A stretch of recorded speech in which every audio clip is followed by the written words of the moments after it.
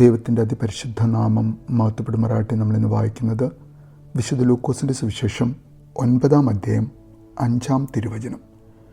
നിങ്ങളെ സ്വീകരിക്കാതിരിക്കുന്നവരുടെ പട്ടണത്തിൽ നിന്നും പോകുമ്പോൾ അവർക്കെതിരെ സാക്ഷ്യത്തിനായി നിങ്ങളുടെ കാലിലെ പൊടി തട്ടിക്കളയുവൻ. പരിശുദ്ധ തൃത്യേക ദൈവത്തിന് സ്തുതി.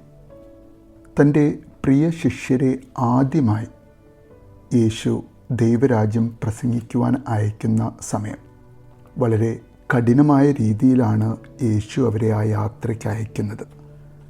ഒന്നും കയ്യിൽ പിടിക്കാനുള്ള സ്വാതന്ത്ര്യമില്ലാത്ത ഒരു സഞ്ചിയോ കുറച്ചപ്പമോ പണമോ, എന്തിനധികം സുരക്ഷയ്ക്കായി ഒരു വടി പോലും കയ്യിൽ പിടിക്കാൻ അനുവാദമില്ലാത്ത യാത്ര.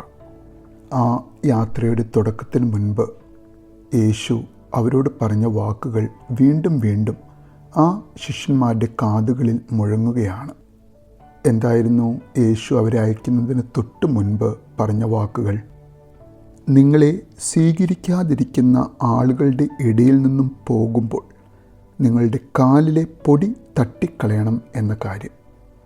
അതെ, വെറും കൈയോടെയാണ് ഞാൻ നിങ്ങളെ അയക്കുന്നത്. ദൈവരാജ്യത്തിൻ്റെ സുവിശേഷം നിങ്ങളിൽ ഞാൻ വേണ്ടുവോളം തന്നിട്ടുണ്ട്.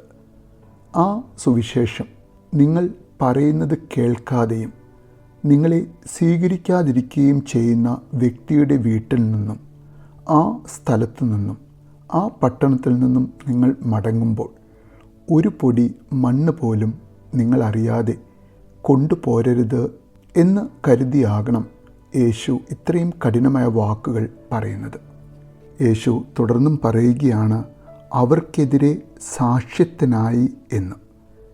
അതെ, ദൈവ സന്ദേശം തൻ്റെ അനുയായികൾ വളരെ കഷ്ടപ്പെട്ട് യാത്ര ചെയ്ത് അവർക്ക് കൊടുത്തെങ്കിലും അവർ വിശ്വസിക്കാതെ ആ ദൈവരാജ്യത്തിൻ്റെ സന്ദേശം അവരിൽ ചിലരെങ്കിലും തള്ളിക്കളയും എന്നറിഞ്ഞതുകൊണ്ടായിരിക്കാം യേശു അവർക്കെതിരെയുള്ള സാക്ഷ്യമായി കാലിലെ പൊടി കുടഞ്ഞു കളയുവാൻ ആവശ്യപ്പെടുന്നത്.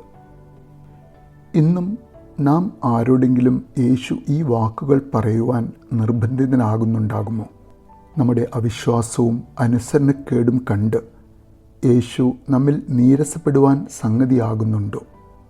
നമ്മുടെ ദൈവവചനം പറയുന്നവരോട് നാം മുഖം തിരിച്ച് നടക്കുന്നത് കണ്ട് നമ്മുടെ അടുത്തേക്ക് അയക്കുന്ന അവൻ്റെ പ്രിയ തോഴരെ അവൻ ആശ്വസിപ്പിക്കുന്നുണ്ടാകുമോ? നിങ്ങൾ ദുഃഖിക്കേണ്ട, നിങ്ങളുടെ ദൗത്യം തുടരുക എന്ന് അവരോട് പറഞ്ഞുകൊണ്ട്. അങ്ങനെ ഉണ്ടെങ്കിൽ ഇനിയും നമുക്ക് സമയമുണ്ട്. നമ്മെ സ്നേഹിക്കാൻ മാത്രം അറിയുന്ന ദൈവത്തിന്, യേശുവിന് ഇനിയും നമ്മോട് ക്ഷമയുണ്ട്. നമ്മുടെ തിരിഞ്ഞുള്ള നടത്തം മാത്രം മതി യേശുവിന്. അത് കാണുവാൻ കാത്തിരിക്കുന്ന നമ്മുടെ രക്ഷകൻ, നല്ല തികഞ്ഞ കറകളഞ്ഞ വിശ്വാസമുള്ള, അനുസരണമുള്ള, അവൻ്റെ ദൈവരാജ്യത്തിൻ്റെ മഹത്വം തിരിച്ചറിഞ്ഞ് ജീവിക്കുന്ന ഒരു വ്യക്തിയായി തീരുവാൻ നമുക്ക് ഓരോരുത്തർക്കും ആഗ്രഹിക്കാം.